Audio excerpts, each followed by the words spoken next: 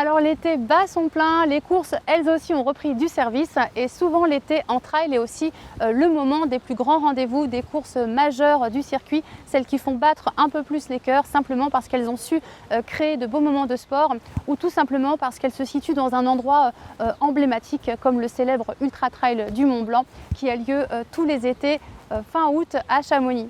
Alors le Mont Blanc, un sommet que l'on qualifie aussi de facile en alpinisme, eh bien, lui aussi attire de plus en plus de visiteurs chaque année. Il fascine autant qu'il effraie par sa grandeur et sa dangerosité naturelle. Et comme dans tout milieu alpin, la montagne reste un environnement à aborder, on va dire, avec précaution. Alors justement, comment aborder ces objectifs avec précaution et détermination, qu'ils soient sportifs ou non? La manière de diriger son esprit dans une seule et même direction reste la même. Préparation mentale, l'art de réussir ses objectifs, tout ce qui conditionne notre esprit, c'est notre sujet du jour. Alors pour mieux visualiser vos rêves, je vous invite à mettre les voiles avec nous.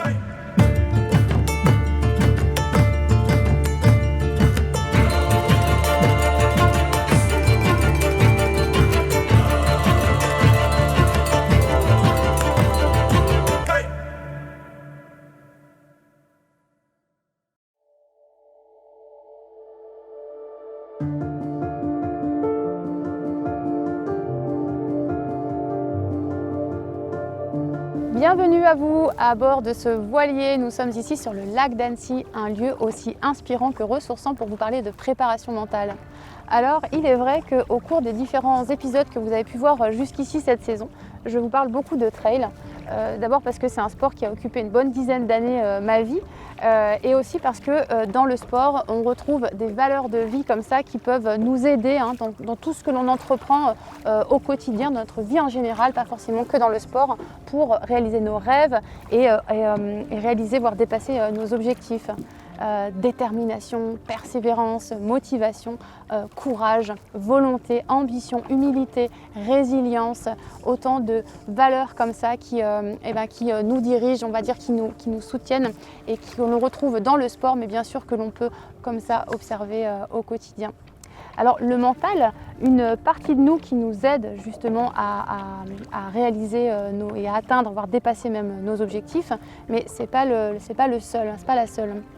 Et la raison pour laquelle nous sommes sur un voilier aujourd'hui, c'est que les navigateurs, je trouve, sont un bel exemple justement de ce que la nécessité d'avoir une force mentale bien aiguisée, j'allais dire, pour braver les obstacles et tout ce qu'ils peuvent, se mettre sur leur chemin quand ils font, par exemple, un tour du monde en solitaire, sans escale et sans assistance, comme le célèbre Vendée Globe par exemple, c'est assez inspirant de les voir et on imagine assez facilement la motivation, la préparation mentale qu'ils ont dû, avoir pour faire preuve justement de concentration, de confiance en eux, en matériel bien sûr, en leur expérience aussi, et puis une détermination sans faille, une concentration vraiment sur l'objectif à atteindre pour garder le cap en toute sérénité et ce, quoi qu'il arrive au cours de leur chemin.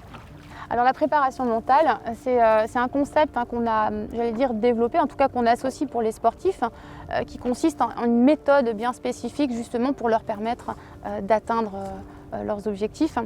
Alors évidemment, il existe bien sûr des méthodes, visualisation, affirmation positive. On va avoir tout ce qui est travail de respiration, de concentration, de relâchement, la sophrologie, l'hypnose, etc. Mais plus qu'une méthode, moi ce que j'observe, c'est que l'approche mentale, en tout cas, pour réaliser, manifester ses objectifs dans la vie, quels qu'ils soient, sportifs ou non, c'est plus une affaire d'alignement de la pensée, de vos pensées, ce que vous souhaitez en tout cas manifester, est-ce que vous y croyez, également vos paroles, est-ce qu'elles sont en corrélation comme ça, en correspondance avec vos pensées, ce que vous ressentez, est-ce que vous ressentez déjà, on va dire, que votre objectif est réalisé et qu'il va se réaliser tel que vous le souhaitez, est-ce que vous y croyez vraiment et quelles actions bien sûr vous mettez en place, vraiment un alignement des pensées, paroles, ressentis, actions et également un alignement avec l'objectif. Est-ce que l'objectif que vous avez choisi, il est il est vraiment qui vous correspond à vous vraiment? Est-ce que c'est quelque chose que vous souhaitez à vous vraiment parce que vous souhaitez être heureux, qui va vous apporter quelque chose à vous de bien précis dans la vie? Ou est-ce que c'est tout simplement un objectif que vous avez choisi pour plaire aux autres ou pour paraître aux yeux des autres? Et ceci est important parce que la manifestation de ce qu'on souhaite dans la vie, elle est réalisée que effectivement s'il y a vraiment une concordance de tout ça, c'est un peu ce qu'on appelle aussi la loi d'attraction.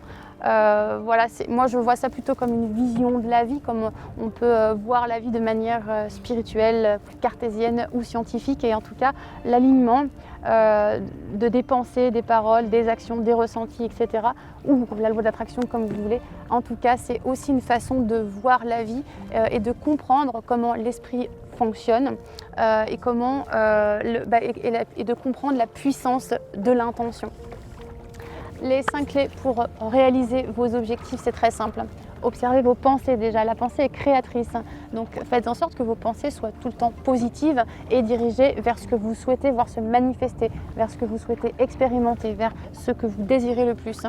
Et de là, vous enlevez comme ça, vous allégez tout ce qui n'est pas nécessaire et tout ce qui entrave éventuellement à la réussite ou en tout cas à la voie royale vers votre objectif. Ça, c'est la première clé fondamentale. La deuxième clé, c'est l'alignement, on l'a vu tout à l'heure. Est-ce que vous avez une concordance entre ce que vous pensez, vos paroles, votre ressenti, vos actions et l'objectif que vous avez choisi? Je prends toujours l'exemple du cheval pour illustrer ce propos. C'est si je demande un galop à un cheval et que globalement j'ai très peur et que j'ai pas du tout envie en fait qu'il y aille, inconsciemment déjà je vais fermer les aides et je vais empêcher quelque part que le cheval prenne son galop. Et donc même s'il est très cool avec moi et qu'il aura envie quand même de me faire plaisir parce que j'aurais dit galop, éventuellement j'aurais mis, une petite action avec le pied, il ne va pas forcément y aller ou en tout cas il n'y aura pas une belle action. Ce que je veux dire par là, c'est que concrètement le cheval c'est un peu comme un bateau qui aussi perçoit l'intention que le navigateur donne. C'est un peu comme l'univers globalement quand vous demandez à la vie, appelez-le comme vous voulez, de réaliser un tour du monde à la voile, de faire le tour du Mont Blanc en 30 heures, d'avoir un job de rêve, d'acheter cette maison, que sais-je, quel est votre rêve, quel est votre objectif de vie, j'en sais rien, mais globalement quand vous demandez à la vie quelque chose, est-ce que vous croyez seulement que vous êtes capable d'y arriver? Est-ce que vous y pensez constamment? Est-ce que vos paroles sont en concordance avec le fait que vous pensez que vous allez y arriver? Est-ce que vous le ressentez comme si c'était déjà là? Ça aussi c'est une bonne aide de visualiser, de croire que c'est déjà réalisé et que vous l'avez déjà obtenu. Ça aide beaucoup.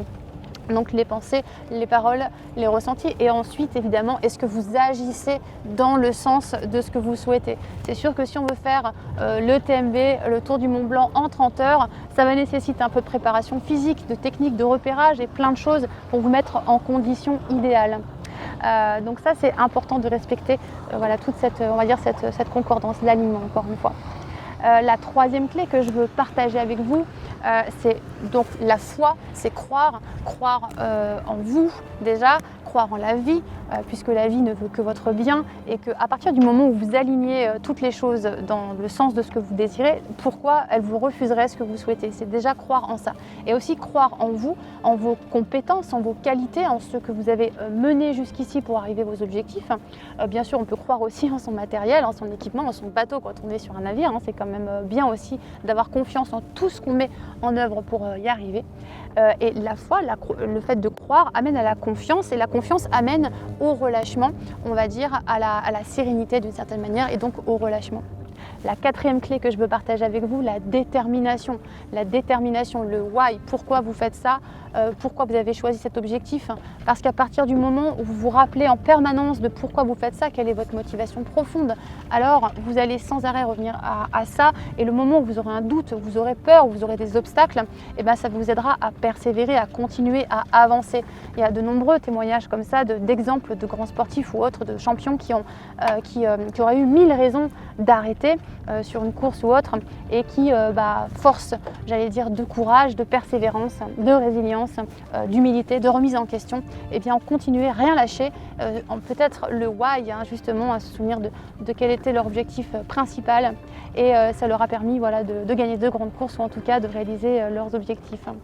Alors la cinquième clé que je voulais partager avec vous, le focus, la concentration. C'est aussi un élément clé puisqu'à partir du moment où on est concentré sur soi et ce que l'on désire réellement, alors on oriente toutes ses pensées, on oriente toutes ses actions, on oriente son ressenti, on vibre en direction de ce qu'on souhaite réaliser. La concentration, c'est concentrer sur soi-même et pas sur ce qui nous entoure. Et un peu à l'image d'un canard qui prend toujours soin de son plumage. Et un bon exemple en fait d'enseignement sur ce qu'est justement la confiance en soi et faire en sorte que rien ne vous atteigne. Lui prend soin de ses plumes pour que rien ne l'atteigne. Et bien voilà, c'est ça le focus.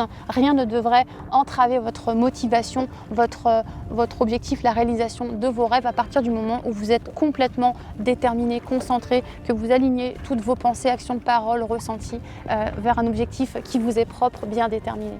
Voilà ce que je voulais partager simplement avec vous aujourd'hui dans ce sujet sur la préparation mentale. J'espère que ce sujet vous aura inspiré. Alors rêvez grand, n'hésitez pas à avoir de beaux objectifs et à mettre tout ce que vous pouvez en avant pour manifester votre réalité préférée, votre vie idéale.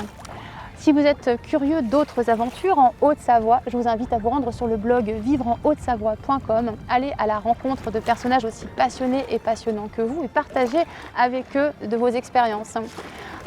Vous pouvez écouter et voyager également à travers leur podcast Patrimoine et Culture. Chaque semaine, un nouveau sujet. En ce qui nous concerne, on se retrouve dans un prochain épisode très rapidement où je vous parle d'autonomie en montagne cette fois-ci. D'ici là, je vous souhaite d'être heureux, prenez soin de vous, profitez de la vie et ayez un bel été. À bientôt, merci.